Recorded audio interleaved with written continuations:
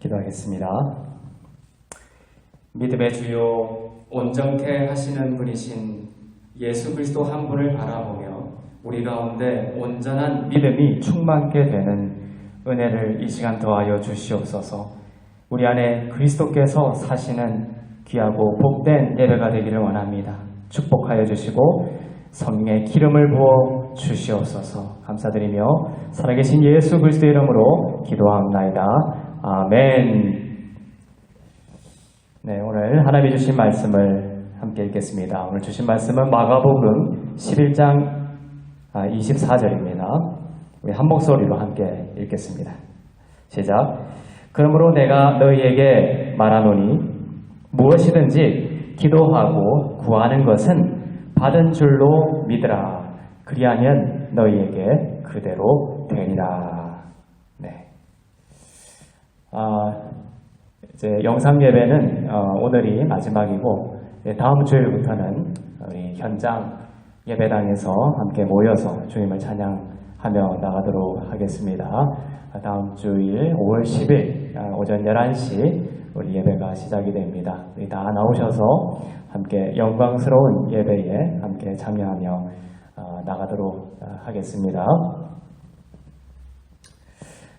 오늘은 그리스도의 그리스도인의 믿음에 대해서 함께 살펴보려고 합니다. 특히나 구약은 무슨 언어로 되어 있습니까? 히브리어로 기록이 되어 있죠. 그 히브리어 안에 들어있는 그 히브리의 시제, 특별히 그 시제 속에 들어있는 믿음의 원리를 함께 살펴보면서 그리스도인들에게 원하시는 하나님의 그 믿음의 원리는 무엇인가 함께 살펴보도록 하겠습니다. 오늘 본문 말씀에 우리 잘 익숙한 말씀이죠. 그러므로 내가 너희에게 말하노니 무엇이든지 기도하고 구하는 것은 받은 줄로 믿으라. 그리하면 너희에게 그대로 되리라. 여기서 그리하면 너희에게 되리라. 미래형으로 되어 있죠. 되리라. 미래형으로 되어 있습니다. 그런데 그 전에 우리의 믿음이 구하는 것을 어떻게 됩니까? 이미 받은 줄로 믿으라고 하십니다. 물론 우리는 이것을 우리의 욕심을 채우기 위해서, 우리의 탐욕을 채우기 위해서 구하는 것을 말하는 것이 아닙니다.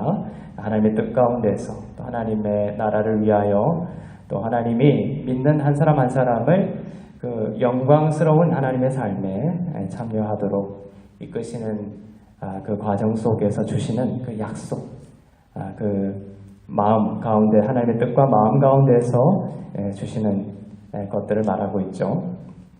이미 받은 줄로 믿으라고 하십니다. 무엇이든지 우리가 기도할 때에는 바로 그것을 받은 줄로 믿어야 한다는 것입니다. 그러면 받게 될 것이다. 그러나 많은 사람들은 어떻게 합니까? 반대로 하죠. 즉 우리가 받았다고 믿기 전에 받기를 원합니다. 받았다고 믿기 전에 받기를 원한다. 그러나 하나님의 방식은 받기 전에 이미 받은 줄로 믿으라. 이것이 하나님이 크리스찬들에게 요청하시는 믿음의 원리다. 우리가 기도할 때 이 믿음의 영역을 통하여 우리의 영과 하나님의 성령이 우리 삶 가운데 기적을 잉태합니다. 우리가 믿음의 영역에 살고 있다면 마귀는 어떤 영역이 있습니까? 감정의 영역에 살고 있습니다. 믿음의 영역과 감정의 영역. 마귀는 언제나 우리에게 믿음이 아닌 감정을 상기시키죠. 우리가 감사에 기초한 믿음의 영역에 살고 있으면 마귀는 언제나 패배한다. 하나님은 우리를 믿음의 영역에 살기를 원하시고 마귀는 우리를 패배하게 하기 위해서 감정의 영역으로 우리를 유혹한다는 것입니다. 우리가 감정의 영역으로 들어가게 되면 마귀가 이기는 것입니다. 마가복음 4장 25절입니다. 시작. 있는 자는 받을 것이요 없는 자는 있는 것까지도 빼앗기리라. 있는 자는 뭐가 있다라는 겁니까? 이 말씀은 씨 뿌리는 자와 땅의 비유, 그 마지막에 하신 말씀이에요. 무엇을 듣든지 주의하라. 너희의 헤아리는 그 헤아림으로 너희가 헤아림을 받을 것이며 더 받으리니. 그 다음에 이 말씀이 나오죠. 있는 자는 받을 것이요. 있는 자는 받을 것이다. 이 말은 여러분 안에 있다. 소유하고 있다고 믿어야 한다는 거예요. 구하는 것을 이미 소유하고 있다. 이러한 믿음이 여러분 가운데 선행적으로 있기를 원하신다. 그러면 어떻게 다 보게 될 것이고 맛보게 될 것이고 만지게 될 것이다. 여기서 있다, 있는 자는 받을 것이요. 있다는 헬라어로 에코입니다. 에코, have, 소유하다 이런 뜻이죠. 소유하고 있다고 믿으면 하늘에 속한 모든 신령한 복을 받게 될 것입니다. 에베소서 1장 3절입니다. 시작. 찬송하리로다. 하나님 곧 우리 주 예수 그리스도의 아버지께서 그리스도 안에서 하늘에 속한 모든 신령한 복을 우리에게 주시되. 하늘에 속한 모든 신령한 복을 우리에게 주신다. 그리스도 예수 안에서 말이죠. 여기서 모든 신령한 복을 주신다 이렇게 기록되어 있습니다. 여기서 모든은 헬라어로 파스입니다. 파스. 파스는 단순히 모든이 아니라 파스는 모든 종류의 축복을 말합니다. 하나님은 그 모든 종류의 축복을 그리스도 안에서 믿는 자들에게 주시기를 원하신다. 첫사람 아담이 회복시킨 정말 이 땅을 그리스도 안에서 의와 은혜로 왕노릇하며 다스리는 데 필요한 모든 신령한 복을 주시기를 원하신다는 것이죠. 여기서 신령한이라고 되어 있죠. 신령한. 이 신령한 복을 주신다고 되어 있는데 이 단어를 많은 사람들은 영지주의적으로 해석합니다. 기독교계 내에서도 기독교 안에서도 많은 경우에 이것을 어떻게 보면 본질적으로 영지주의적 관점이라고 볼 수가 있는 것이죠. 이것을 정말 영적인 것으로만 그냥 분리시켜버립니다. 이분법적으로. 어떤 사람들이 이 신령한이라는 단어를 오직 영적인 측면만을 뜻한다고 생각합니다. 혼과 또한 육적인 것은 신령한 것이 아니다라고 생각하지만 이것은 영지주의적인 것이죠. 예수님 당시에도 영지주의가 있었죠. 초대교회 당시에도. 이것은 영적인 것은 선한 것이며 혼적이고 육적인 것, 물질적인 것은 악하다. 이러한 그 이분법적인 사고를 영지주의라고 부르는 것이죠. 당시에 그것이 팽배했습니다. 이러한 영지주의적 관점에서 나온 것이 뭡니까? 도체티즘 이런 것이죠. 하나님께서 악한, 신령한 하나님께서 악한 육체를 입을 수가 없다. 그러니까 마치 육체를 입은 것처럼 홀로그램처럼 우리가 보였을 뿐이다 이런 거예요. 실제적으로 물질인 육체를 입은 것이 아니다. 이것이 다 영지주의적 관점이죠. 이러한 영지주의적 관점이 오늘날에도 뭡니까? 어떤 식으로 확대되고 있습니까? 여기서 신령한 복이다 이렇게 하면은 그냥 이 땅을 살아가면서 영적인 것만을 축복이다 이렇게 생각하는 것이죠. 예를 들면 질병을 치유하거나 또한 삶의 여러 가지 막힌담을 주님께서 무너뜨려 주신다거나 그 다음에 또 혼적인 영역에서의 두려움을 몰아내 주신다거나 이런 모든 것들을 그냥 터부시하는 겁니다. 영적이다 이렇게 해석하지 않는 것이죠. 그것은 잘못된 것입니다. 영적인 사실만큼 현실적인 것은 없죠. 어떻게 보면. 여러분 생각해 보십시오. 하나님은 영이시라고 하죠. 하나님은 영이시다. 그런데도 뭡니까? 하나님은 우리가 지금 보고 만지고 겪고 있는 모든 물질적인 것들을 어떻게 창조하셨죠. 그의 영적인 하나님께서. 창조된 것은 물질적인 것인데도 불구하고 또한 뭡니까? 근원적으로 영적인 것이다 라는 겁니다. 그래서 모든 것의 근원은 바로 이 영적인 것이라고 볼 수가 있다라는 겁니다. 그래서 영지주의적으로 이분법적으로 신앙을 접근해서는 풍성한 하나님의 나라를 영위하고 흘려보낼 수가 없다는 것이죠. 모든 축복은 어디서 온다? 영에서부터 온 것입니다. 하나님의 영으로부터 말입니다. 하나님으로부터 오는 모든 축복은 바로 이렇게 하늘로부터 오는 것입니다. 사람의 축복이라는 것도 있죠. 믿지 않는 사람들도 자녀들에게 좋은 것을 말하고 그들을 격려하고 축복합니다. 그러나 믿음의 백성들과 다르죠. 하나님이 아닌 사람에게서 그 근원을 두고 있습니다. 스피리추얼한 것이 아닙니다. 우리는 그들에 반해서 우리는 우리 안에 계신 하나님부터 영이신 하나님으로부터 나오는 그러한 말씀, 축복을 하는 것이죠. 그래서 그것이 능력이 있고 살아있는 힘을 발휘하는 것입니다. 그것이 바로 신령한 축복입니다. 근원이 하나님으로부터 오기 때문에 그렇죠. 그리스도로부터 오기 때문에 그렇습니다. 그것의 근원이 영적인 것이죠. 그러므로 모든 축복이란 우리의 영과 혼과 육 등 모든 실제하는 것을 말합니다. 그리고 우리는 부활의 생명으로 인해서 모든 종류의 이러한 신령한 복을 이미 축복으로 받았다. 이미 받았다. 라고 합니다. 우리 기독교의 신앙을 already not yet 이렇게도 표현하죠. 하나님의 나라가 이미 왔다. 그러나 그것이 완전한 형태로 가시적으로 느껴지진 않지만 점점 점진적으로 우리의 가시적으로 보여지는 것, already not yet. 마찬가지입니다. 그리스도 안에서 우리에게 모든 신령한 복을 이미 주신 것이죠. 완료 형태로. 우리가 그것은 믿음의 원리대로 이미 받은 줄로 믿고 선포하고 기도하며 나아갈 때에 그것을 우리가 현실적으로 누리게 된다. 받게 된다. 또 흘려보내게 된다라는 것입니다. 여러분은 목자이신 선한 목자이신 여호와로 인하여 예수님으로 인하여 부족함 없는 자가 되었습니다. 여호와는 나의 목자시니 내가 부족함이 있다 없다? 부족함이 없는 거예요. 여호와가 나의 목자이시다라는 것을 깨달은 자, 깊이 깨달은 자는 부족함이 없다라는 영성의 상태로 들어갑니다. 환경과 상관없이 뭡니까?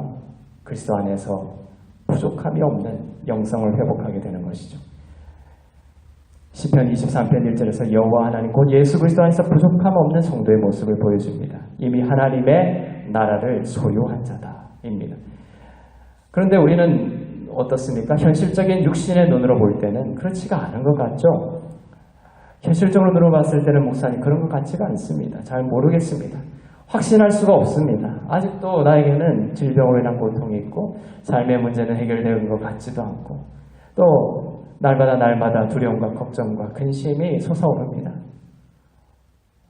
나의 미래가 너무나 불투명한 것 같습니다. 하나님의 나라가 이미 왔다는 것이 믿기지 않습니다. 그것이 이제 우리의 현실적인 눈으로 우리를 바라보는 관점인 것이죠. 그러나 우리가 예수 그리스도 이 말씀들을 기억하면서 예수 그리스도를 바라볼 때에 뭡니까? 어떤 고백이 있어야 됩니까? 예, 그렇습니다가 되는 거예요. 예, 그렇습니다. 그러면 하나님을 칭찬하는 것이 됩니다. 여호와로 인하여 부족함이 없는 상태가 되었습니다. 이미 하나님의 나라를 소유한 백성이 되었습니다. 예, 그렇습니다. 그것이 바로 하나님을 칭찬하는 고백이 되는 것입니다. 그것이 바로 찬양입니다. 왜냐하면 하나님께 영광을 돌리는 것이기 때문에 그렇습니다. 머뭇거리는 태도. 그렇지 않은 것 같은데요. 나의 현실을 보면 이러한 머뭇거리는 태도는 마치 하나님은 내게 주신다고는 하셨지만 나는 그분을 믿지 않습니다라고 말하는 것과 같습니다.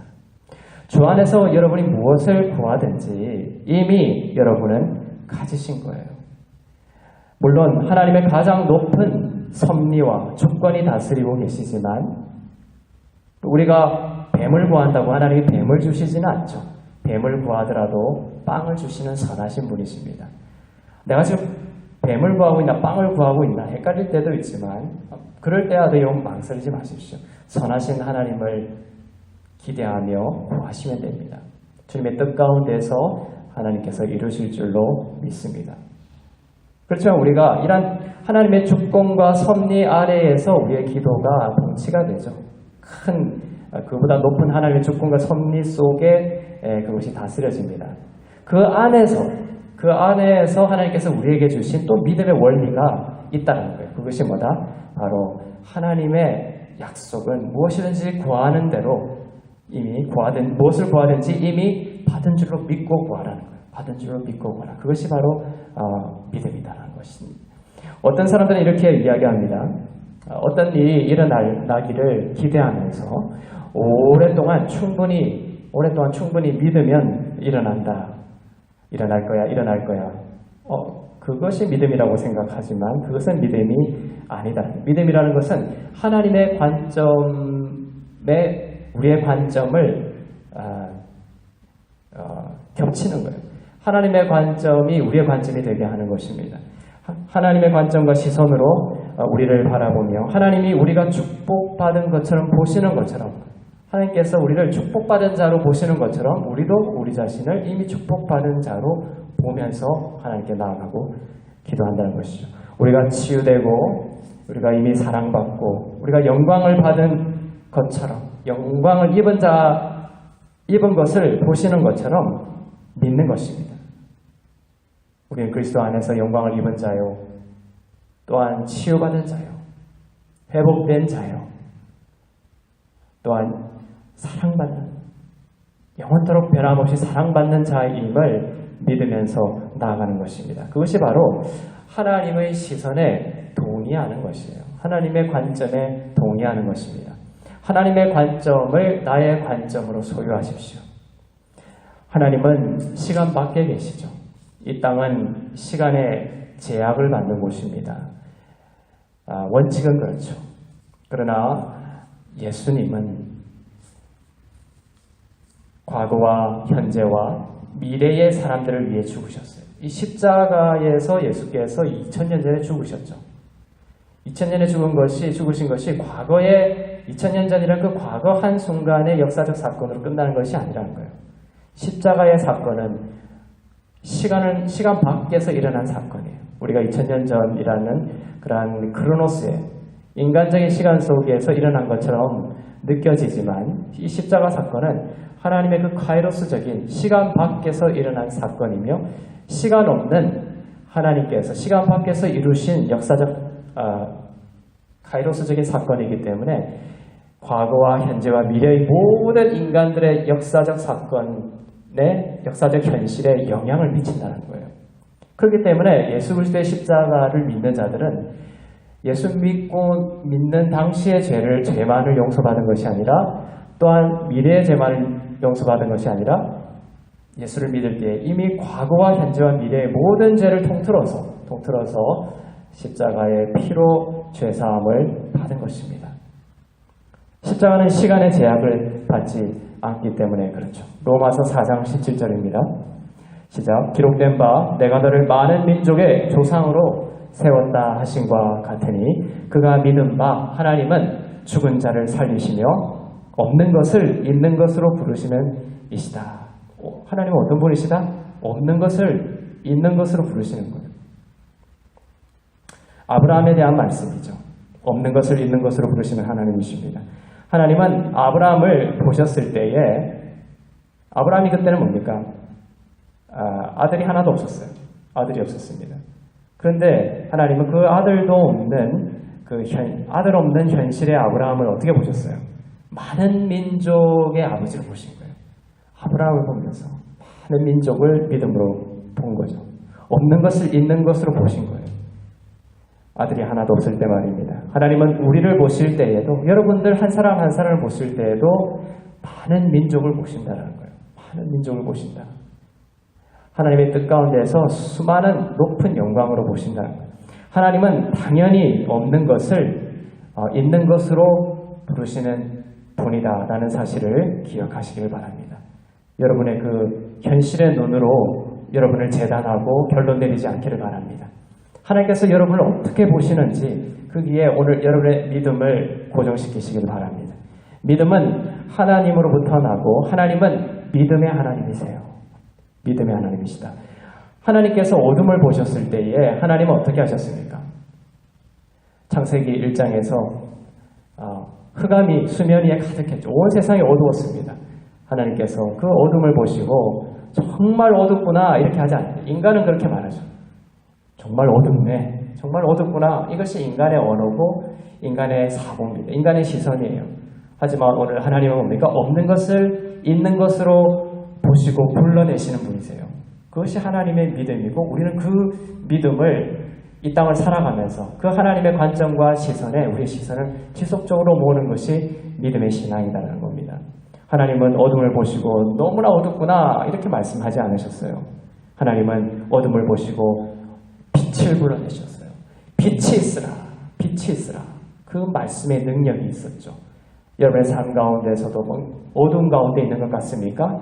정말 내 삶은 모든 것이 무너졌구나, 이제는 가망성이 없구나, 이런 생각 속에 갇혀 있습니까? 그것은 여러분의 생각일 뿐이라는 거예요. 하나님의 관점, 예수 그리스도를 바라볼 때에 예수 그리스도 안에서 하나님이 여러분들을 어떻게 보시는지 그게 믿음의 눈을 두시길 바랍니다. 지금 여러분의 삶 가운데 하나님께서 말씀하십니다. 빛이 있으라, 빛이 있으라. 없는 것을 있는 것으로 불러내시는 하나님이신 줄로 믿습니다. 이것이 우리 믿는 자들의 믿음의 양식이라는 거예요. 하나님은 존재하지 않는 것들을 부르셨습니다. 무엇이 존재하지 않았죠? 빛입니다. 하나님은 빛을 부르셨고 그러자 빛이 생겼습니다. 여러분의 삶 가운데도 이러한 빛이 있으라, 그것이 선포되었을 때에 빛을 보고 만질 수 있는 역사가 있기를 주님의 이름으로 축원합니다. 이것이 우리가 하나님과 동행하는 하나의 모습이에요. 이 땅을 살아가는 크리스찬들이 얼마나 인본주의적으로 살아갑니까? 이 초월적인 물을 포도주로 만드시고, 그죠? 가지도 않으셨는데 멀리서 선포하셨을 때에, 그죠?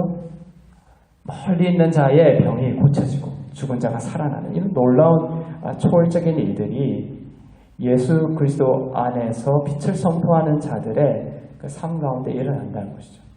하지만 너무나 지금은 기독교가 인본주의적으로 깔아앉았어요. 그러니까 우리의 마음이 답답한 것이죠. 하나님 안에 안식하고 하나님을 만지지 못함으로 인하여 우리의 영이 흙처럼 메마르고 건조해지며 낭만 가운데 주저앉아 있는 것입니다. 어둠 가운데 빛을 불러내시는 하나님께 여러분의 믿음을 두시기를 바랍니다. 우리는 하나님의 형상대로 지음받았습니다.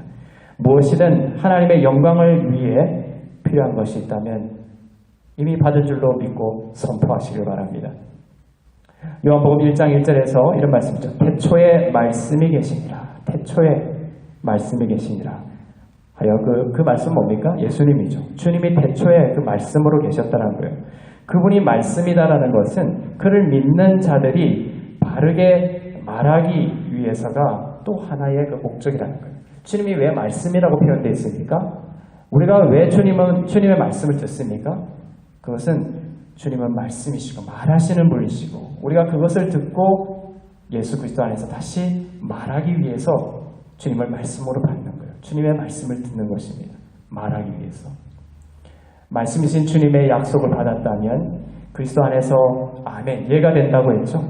그리고 그 예를 이미 받은 줄로 믿고 말로 선포할 수 있기를 바랍니다. 말하고 그것을 믿음으로 소유하시기를 바랍니다. 그리스도 안에서 나는 이미 그것을 가졌어. 여러분의 친구들이나 동료들이 그것을 가졌냐고 물으면 가졌다. 아멘. 그리스도 안에서 하나님의 약속은 언제든지 뭐가 된다? 아멘. 예가 된다.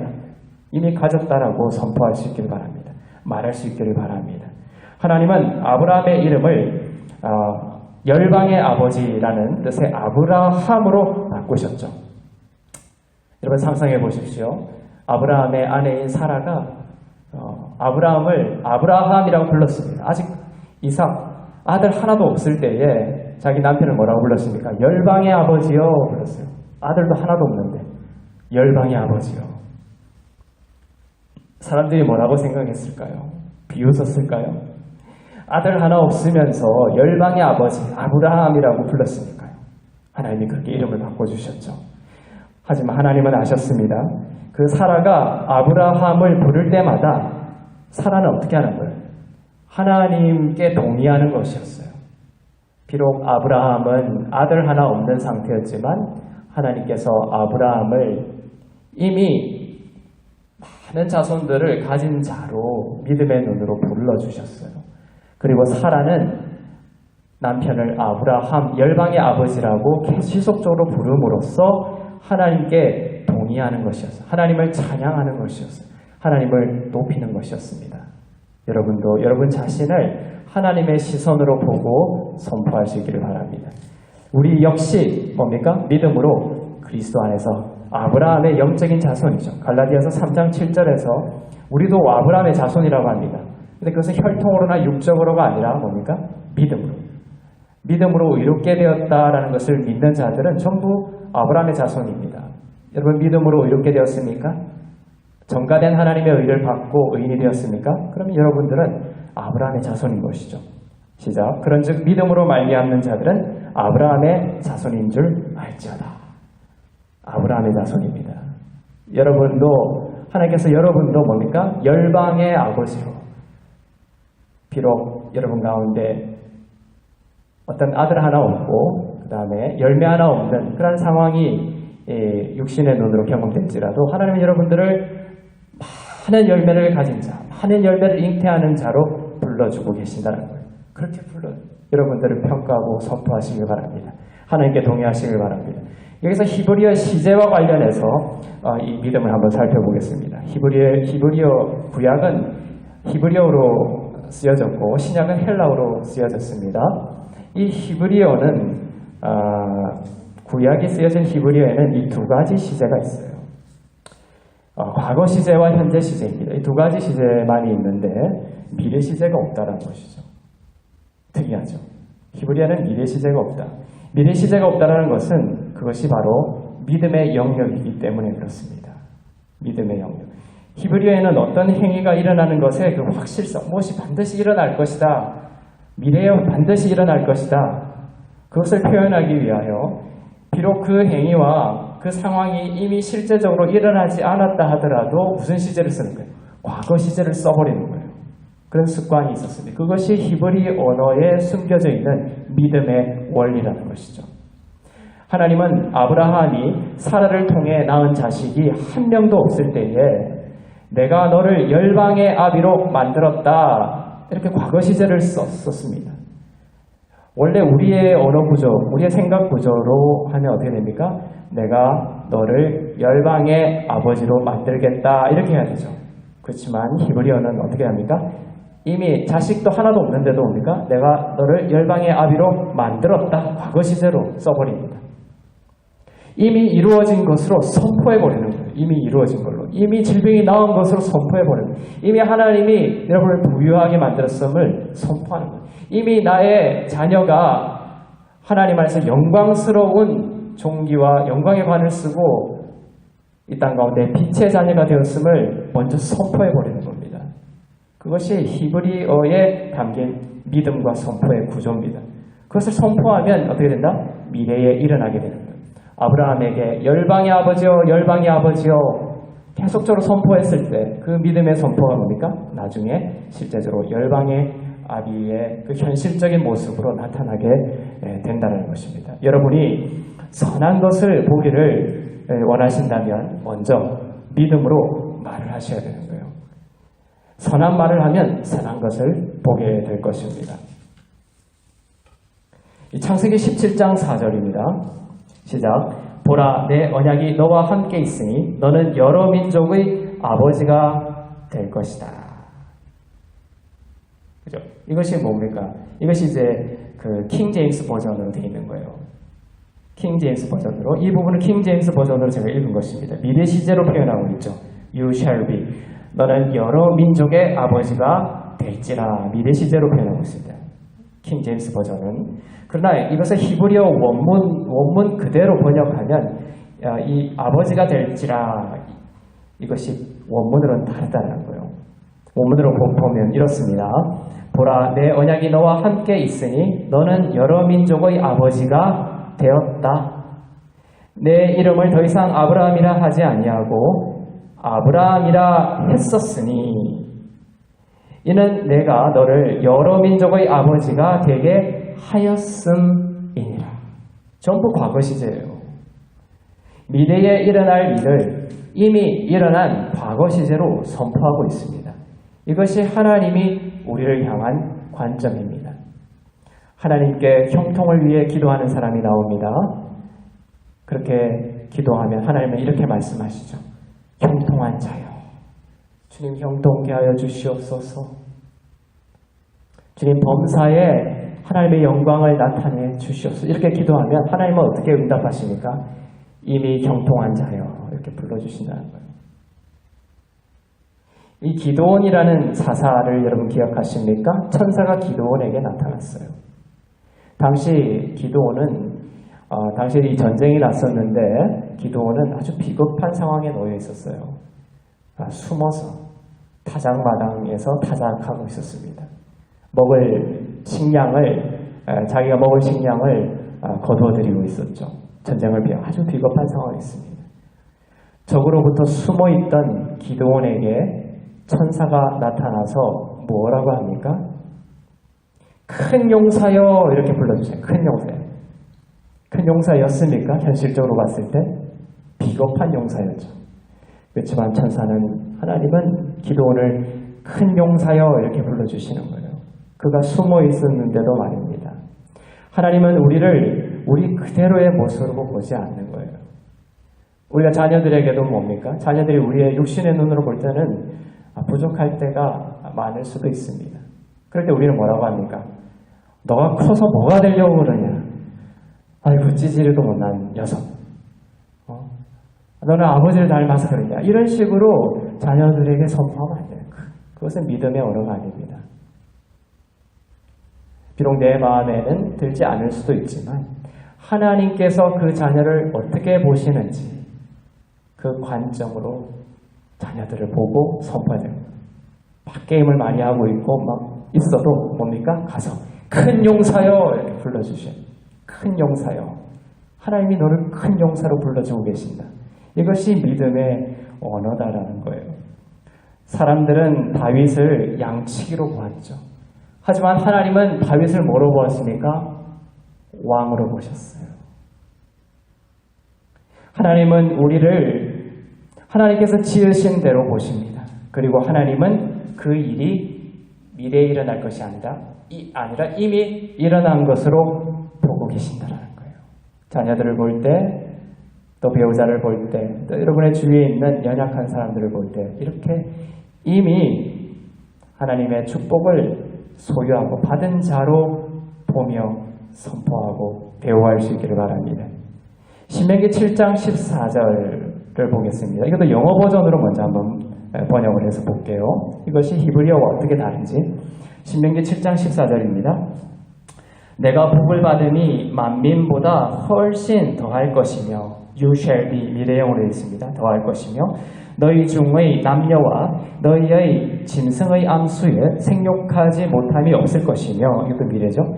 여호와께서 또 모든 질병을 내게서 멀리하사 너희가 아는 애굽의 질병 악질에 걸리지 않게 하시고 너를 미워하는 모든 자에게 걸리게 하실 것이다. 전부 미래형으로 번역이 되어 있습니다. 킹 제임스 버전은 미래 시제로 되어 있기 때문에 이것을 읽을 때에 우리는 뭡니까? 늘 잠재적인 것이다 이렇게 생각할 수도 있겠죠. 킹 제임스 버전이 가장 성경적인 하나님의 뜻에 맞는 성경이다 이렇게 주장하는 목사님들과 교회도 있지만 그렇지는 않습니다. 네.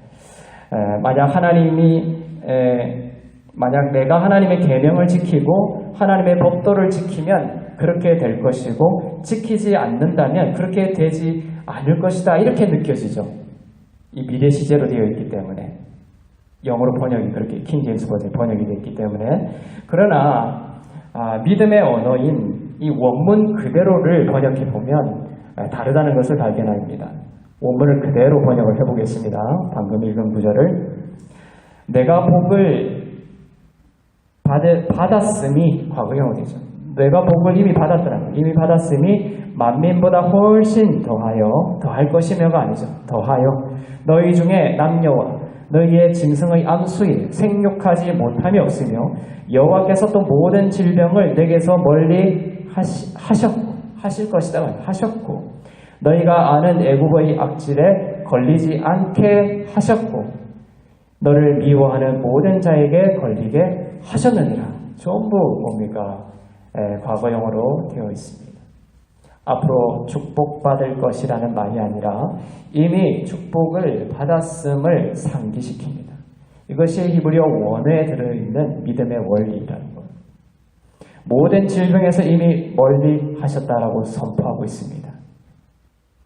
Every sickness, 모든 질병 뭡니까? 우리가 이름도 알지도 못하는 그러한 질병까지도 하나님께서는 이미 멀리 하셨다. 이 믿음의 언어를 여러분들 언어에 뿌리내릴 수 있기를 바랍니다. 하나님은 믿음을 언어에 프로그래밍 시키신 거예요. 아침에 일어날 때 여러분들 더럽고 추하고 모든 것이 낭만 가운데 있는 자신의 모습, 자격 없는 사람처럼 막 보이죠? 예, 그렇습니다. 우리는 자격 없는 자로 태어났습니다. 하지만 여러분들이 그리스도 안에 있기 때문에 그리스도의 자격이 여러분의 자격이 된 거예요. 그래서 그리스도 예수 안에서 여러분들 의롭고 흠이 없고 거룩한 자로 하나님께서 바라보고 계신다는 거예요. 그 믿음의 언어를 아침마다 선포할 수 있기를 바랍니다. 하나님께 동의하는 것이에요. 마치 이미 이루어진 것처럼 무엇하다 이렇게 적고 선포할 수 있기를 바랍니다. 몸에 아픈 부분이 있어도 하나님께서 이 모든 질병을 내게서 거두어 가셨다, 치유하셨다 이렇게 선포할 수 있기를 바랍니다. 마치 이미 나은 것처럼 생각하고 움직이는 것입니다. 이미 하나님이 형통하게 하신 것처럼 남들에게 호하고 너그럽게 대하는 것입니다. 하나님은 여러분을 영광과 존귀로 관씌우셨음을 믿으시기를 바랍니다. 구약시대 시리아에 총사령관인 나만 장군이 나병에 들었습니다. 이 시리안 왕은 나만 장군을 이스라엘에 보내어 고침을 받게 하려고 했습니다. 그런데 그 가정에서 일하던 소녀가 이 나병에 든 나만 장군의 부인에게 말합니다. 이스라엘에 가면 좋은 선지자가 있다는 거예요. 장군님이 만약에 이스라엘에 있는 그 선지자에게 가면 장군을 그 병에서 치유해 줄 수 있다고 이렇게 말을 합니다. 그래서 이 말을 듣고 나만이 이제 나만 장군이 시리아 왕에게 이 말을 전합니다. 그래서 시리아 왕은 이스라엘 왕에게 자기의 신하인 부하인 이 나만 장군을 보낼 테니까 그 선지자에게 그를 위해 기도해 달라고 좀 요청해 줄 수 있겠느냐 이런 편지를 보냅니다. 이 부분이 있죠. 이것을 어떻게 말했는지 그 당시에 쓰인 히브리어 원어를 원문 그대로 보겠습니다. 아직 나만 장군이 그 나병에서 낫지 않은 상태죠. 근데 편지에 히브리어로 어떻게 썼는지 보겠습니다. 열왕기하 5장 6절입니다. 시작. 이스라엘 왕에게 그 글을 전하니 일렀으되 이 글과 함께 내가 내 신하 나아만을 당신에게 보냈고 아직 안 보냈죠. 근데 보냈고 당신은 그의 나병을 고치셨습니다. 이미 아직 보내지도 않았고 그 다음에 그 선지자가 그 나병을 고친 상황도 아닌데도 이미 고쳤습니다. 이렇게 편지를 쓰고 있죠. 아직 가지도 않았고 아직 고치지도 않았는데 과거 시제를 쓰고 있습니다. 하나님은 하나님의 그 믿음을 이 의미론적인 언어의 히브리어에 바로 프로그래밍 시키신 것이죠. 우리 믿는 자들도 어떻게 해야 되나? 바로 그 믿음을 따라 살 것을 요청하고 계십니다. 오늘 설교를 들으면서 어떤 믿음이 생깁니까? 이 하나님의 관점을 여러분의 그 기도 가운데 가져올 수 있기를 바랍니다. 처음에는 미래형으로 기도할 수 있어요. 하나님, 미래형으로 요청할 수 있습니다. 그런데 그리스도를 바라보며 계속적으로 나아갈 때에 어떤 믿음이 쑥 들어오는 거예요. 이미 그것을 내가 소유하고 가진 것으로, 이미 온 것으로 믿게 되는 믿음의 단계가 오는 거예요. 그 믿음을 이미 받은 것으로 믿고 구하고 선포할 때에 그것이 우리의 삶 가운데 현실적으로 경험되어질 줄로 믿습니다. 예수 그리스도께서는 하나님의 나라가 이미 왔다라고 하셨습니다. 물론 우리의 기도보다 하나님의 주권과 섭리가 위에 있습니다. 그러나 그 안에서 하나님은 바로 우리들에게 이러한 믿음의 언어로 살아갈 것을 요청하고 계십니다. 그 나라와 함께 그 기도 제목 가운데 이미 주신 줄로 믿고 믿음으로 선포하며 나아가서 바로 하나님께서 여러분의 삶 가운데 부어주시고자 하는 그런 파스, 모든 종류의 신령한 축복을 여러분들이 누리고 그 생명 가운데 살고 또 우리의 목적은 뭡니까? 나만을 위한 것이 아니죠. 이 땅 가운데 그 생명을 또한 흘려보내는 젖과 꿀이 흐르는 땅이라고 했습니다. 우리는 젖과 꿀이 흐르는 땅으로 들어온 것입니다. 그 받은 생명, 그 받은 회복, 그 받은 충만을 연약하고 또 죽어가는 눈물 짓는 자들에게 흘려보내는 그런 귀한 믿음의 언어를 사용하고 누리는 귀한 하나님의 자녀들 다 되시기를 주님의 이름으로 축원합니다.